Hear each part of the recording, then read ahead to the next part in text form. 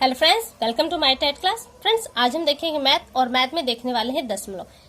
Topic start करने से पहले आपका सिलेबस देख लेते हैं। तो ये देखिए आपका है सिलेबस, जहां से हमने ऊपर का ये संख्या और संख्याओं को जोड़ घटाना गुणा भाग, लघुत्तम समापवर्त और महत्तम समापवर्तक, भिन्नों का जोड़ घटाना गुणा एवं भाग कंप्लीट कर लिया। और आज हम जो कंप्लीट करने वाले हैं वो दशमलव की वीडियो को हम दो पार्ट में देखेंगे, जिसमें पहले पार्ट में हमारा दशमलव का जोड़ और घटाना होगा और जबकि दूसरे पार्ट में गुणा और भाग होगा, और इसकी तीसरा जो पार्ट होगा और ये दशमलव पर आधारित आपके प्रश्न होंगे। तो आइए स्टार्ट करते हैं अपनी वीडियो, देखते हैं प्रश्नों को। यहाँ पे देखिए बहुत सिंपली मैंने प्रश्न लिए हैं आपके समझने के लिए। आपके एग्जाम में भी जो प्रश्न आएंगे वो बस इसी तरह से लिखे होंगे, वो एमपी वर्ग का हो, यूपी वर्ग का हो या किसी भी स्टेट का हो या सीटेट हो, आपके प्रश्न ऐसे ही आते हैं। क्योंकि ऐसा नहीं है कि मैंने एग्जाम नहीं दिया, मैंने भी एग्जाम दिया है, मेरा भी एग्जाम क्लियर है और प्रश्न किस तरह के आते हैं वो मुझे भी आइडिया है। तो यहाँ पे जो प्रश्न है वह ऐसे ही आएंगे आपके। संख्याएं अलग हो सकती हैं या संख्याएं जो जिसे मैंने यहाँ पे 3 अंक लिए हैं तो हो सकता है वहां 4 अंक आ जाए, तो कोई प्रॉब्लम नहीं है। अगर आप प्रोसेस उसका समझ जाते हैं तो आपके लिए वो इजी है। तो मैंने यहाँ पे जोड़ के 4 सवाल लिए हैं और घटाव के 4 सवाल लिए हैं, और इस 4 सवाल में ही आप नॉर्मली इसको समझ जाएंगे। सवाल कैसे करना आ जाते हैं हम सवाल पे। दशमलव का ये जो जोड़ घटाव है, सिंपली जैसे आप करते हैं वैसा ही जोड़ है वैसा ही घटाव, बस इसे रखने का एक क्रम सही होना चाहिए। रखने का क्या क्रम है इसे हम देख लेते हैं। पहले है हमारा 56.3। 56.3 में आपको 6.32। देखिए इसे हम 6.32 नहीं पढ़ेंगे, ये पढ़ने का क्रम गलत हो जाएगा। इसे हम पढ़ेंगे 6.32। हालांकि जल्दी में हम 32 भी बोल देते हैं, ऐसी कोई बात नहीं है, लेकिन कहने का जो प्रोसेस होगा वो यही होगा कि 6.32। दशमलव के बाद के जो अंक होंगे उन्हें हम एक एक अंक का नाम लेते हुए पुकारेंगे, वहीं दशमलव से पहले जो अंक है उसे ज्वाइंट रूप में पुकारेंगे। तो यहाँ पे हमारा क्या है 56.3, तो इसको हम लिख लेते हैं 56.3, ये हो गया।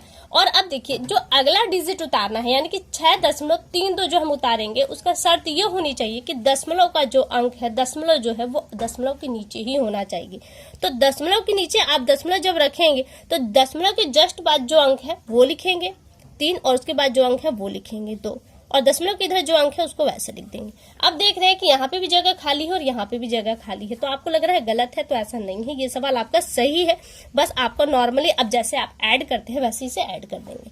यहाँ पे कुछ भी नहीं है तो ये 2 वैसा का वैसा रह जाएगा, 3 3 और 6 हो जाएंगे। दशमलव की जगह आपका दशमलव उतर जाएगा, 6 6 12 कर 2 5 1 6 हो।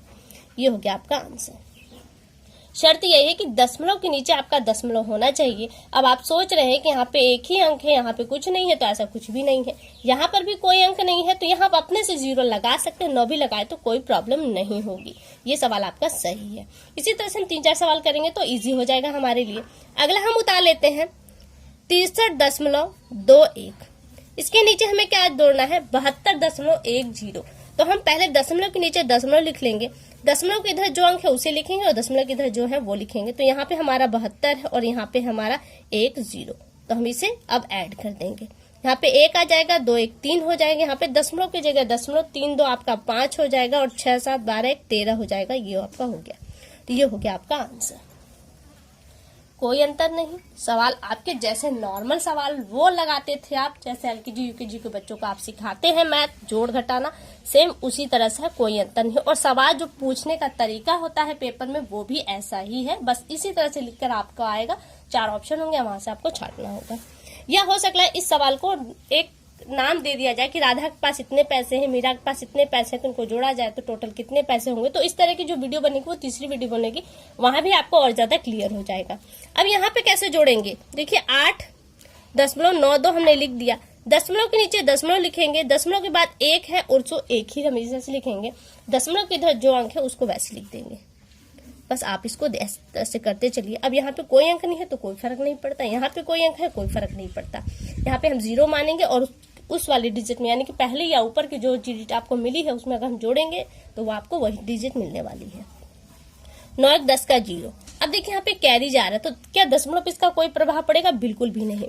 दशमलव जो का तो वैसा ही के वैसा रहेगा। आप इसे बाद में उतारिए या पहले ही उतार लीजिए। तो हमारा एक यहाँ पे कैरी चलाएगा। मैं आपको समझाने के लिए यहाँ पे कैरी भी बना देती हूँ। ये 1 और 8 और 2 आपके 10 होते हैं, और कैरी जोड़ेंगे तो 11 11 का 1 हो जाएगा, और इसमें हम 3 में 1 जोड़ेंगे तो आपका फिर यहाँ हो जाएगा 4। ये हो गया आपका आंसर। यानी कि कोई भी सवाल ऐसा नहीं जो आपको 9 आए। अगला सवाल देख लेते हैं। 368.0। फिर आया आपका, देखिए यहाँ पे सिर्फ दशमलव है, दशमलव के इधर कोई डिजिट नहीं है। हो सकता है आपको भी पेपर में 0 भी दे दे या 9 भी दे, इसलिए मैंने बिना लिखा वाला लिया है। दशमलव लिख देंगे और यहाँ पे 36 यानी कि 3 6, बस आप इसको जोड़ देंगे। यहाँ पे कोई भी अंक नहीं है तो आप 0 मान सकते हैं, नहीं भी मानते तो कोई फर्क नहीं पड़ेगा। दशमलव के नीचे आपका दशमलव जो करते हो आ जाएगा, यहाँ पे 36 का 36, क्योंकि कोई और डिजिट जोड़ना है ही नहीं। यहाँ पे आपका 8 6 और 3, ये हो गया आपका आंसर। या इस प्रश्न में कुछ लोग भ्रमित हो जाते हैं, लेकिन भ्रम की स्थिति बनने वाली बिल्कुल भी बनने मत दीजिए, एकदम नॉर्मल सवाल है। तो आप ऐड तो देख गए, अब हम यहाँ से माइनस को भी देख लेते हैं। माइनस भी मुश्किल नहीं है, इसी तरह से माइनस का भी सवाल है। पहले आप क्या करेंगे, वैसा का वैसा उतार लीजिए, दशमलव के नीचे आपका दशमलव चला जाएगा, फिर जो अंक वैसे हैं वैसे ही उतार देंगे। अब इन्हें माइनस कर दें, 2 में से 1 जाएगा आपका 1, 3 में से 3 गया 0, दशमलव की जगह दशमलव, 6 में से 1 गया 5, ये हो गया आपका आंसर। दूसरा सवाल लगा लेते हैं, पेपर में भी आपके यही आएगा, 89.4 माइनस आपको क्या करना है, दशमलव के नीचे पहले दशमलव लगा दीजिए, यहाँ पे 2 और यहाँ पे 1 4, इसे माइनस करेंगे। अब देखिए यहाँ पे थोड़ा सा कंफ्यूजन हो रहा होगा कि यहाँ तो है ही कोई नहीं डिजिट, तो हम 4 में से 14 को कैसे घटाएंगे। तो यहाँ पे हम 0 अपने से रख लेंगे, क्योंकि दशमलव के बाद, ये पॉइंट ध्यान दीजिए कि दशमलव के बाद अगर हम 0 बढ़ाते हैं तो उसका मान बढ़ जाता है, इस दशमलव का मान बढ़ जाता है। जबकि दशमलव के इधर यानी कि कोई अंक है, मान लीजिए यहाँ पे 8 है, अगर 8 के इधर हम 0 लगाते हैं तो इस 0 का कोई मान नहीं होता, लेकिन यहाँ पर 8 है और इस 8 के बाद हम 0 लगाते हैं तो इसका मान बन जाता है। और वहीं पे दशमलव के इधर जो अंक है उसके बाद अगर दशमलव और 8 के बीच में 0 बनाते हैं तो इसका मान बन जाता है। वहीं 8 और दशमलव के बीच में यहाँ 0 बनाते हैं तो इसके मान में भी काफी फर्क पड़ता है। ठीक है, तो यहाँ पे हमने अपने से 0 लगा दिया। अब टोटल डिजिट देख लीजिए, 40 में से 14 घटा दीजिए या फिर यहाँ पे कैरी ले लीजिए, 10 हो जाएगा। 10 में से 4 घटाएंगे तो आपको मिलेगा 6। यहाँ बचा था 3 आपका, 3 में से 1 गया, 2 बचा है, यहाँ पे दशमलव वैसा का वैसा उतार दीजिए, 9 में से 2 गया 7 और यहाँ पे 8, ये हो गया आपका आंसर।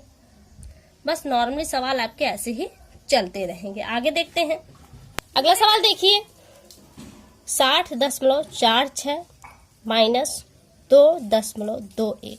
आप सवाल जब उतारने लगेंगे ना तो बार बार आपको ये देखना नहीं पड़ेगा कि दशमलव के नीचे दशमलव उतारे, फिर इधर रखे फिर उधर रखे। आप नॉर्मली सवाल को उतारना स्टार्ट कर देंगे।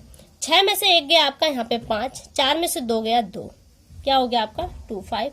अब यहाँ पे आप 60 में से डायरेक्ट 2 घटा दीजिए, 60 है ये, 60 में से डायरेक्ट 2 घटा दीजिए या फिर आप कैरी लीजिए तो यहाँ 10 हो जाएगा। 10 में से 2 गया तो यहाँ हो जाएगा 8, यहाँ बचा था 5, 5 जो कहते हैं उतर जाएगा। अगर 60 में से आप 2 घटा तो भी आपका 58 आता है, कैरी लेकर आपने किया तो भी आपका 58 ही आया और यही हो गया आपका आंसर। अगला सवाल देखिए, 32.4 दशमलव लगा देंगे यहाँ पे 3 जो।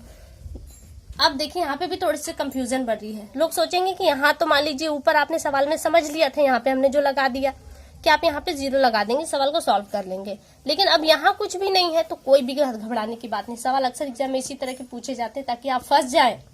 तो आप क्या है, इसको यहाँ पे 0 अपने से मान लेंगे क्योंकि कुछ है नहीं। आपने जैसे यहाँ पे 6 में से क्या घटाया, कुछ भी नहीं, तो यहाँ इसके नीचे कुछ भी नहीं है तो आप कुछ भी नहीं घटाएंगे, यानी कि 0 का 0 रह जाएगा। तो यहाँ क्या होगा, 40 में से आप 32 घटा देंगे तो क्या आएगा, आपको 8 मिलेगा। अब एक पॉइंट और ध्यान दीजिएगा, यहाँ पर मैं यहाँ पे इसको अलग से लिख लेती हूँ, 0.40 और 0.32। अब यहाँ पे क्या होगा, अगर कुछ लोग डायरेक्ट घटाते हैं 40 में से 32 तो उनकी लगेगा 8 आएगा, 8 उन्होंने लिख दिया 0.8, लेकिन 0.8 नहीं आएगा। ये पॉइंट ध्यान दीजिएगा, लगाने का प्रोसेस अलग होता है। दशमलव के बाद अगर 8 आता है तो वो 8 नहीं जबकि वो 80 होता है। लेकिन अगर आपको 8 लिखना है तो 0.08 लिखेंगे तब ये 8 माना जाएगा। यानी कि 40 में से अगर 32 आप घटाते हैं तो आपका क्या आएगा 0.08। कैसे, एक बार ऐसे भी करके देख लीजिए। 10 हो गया, 10 में से 2 गया 8, यहाँ पे बचा 3, 3 में से 3 गया 0, आपका यही आएगा। ये नहीं आएगा, ये गलत हो जाएगा। आगे यहाँ पे देखिए, हमने यहाँ पे घटा दिया, यहाँ पे 2 है, यहाँ पे 3, बाकी अंक आपके वैसे के वैसे ही रह जाएंगे। ये हो गया आपका आंसर। तो फ्रेंड्स देखिए आपने दशमलव का जोड़ और घटाना कितना इजी है। इसी तरह से दशमलव का गुणा और भाग है, नॉर्मली सवाल है, सिर्फ उसमें दशमलव को रखने का क्रम आपका सही होना चाहिए, बाकी आपके सवाल सही हैं। तो फिलहाल के लिए केवल इतना, अगली वीडियो में आपसे फिर मुलाकात होगी, तब तक के लिए नमस्कार।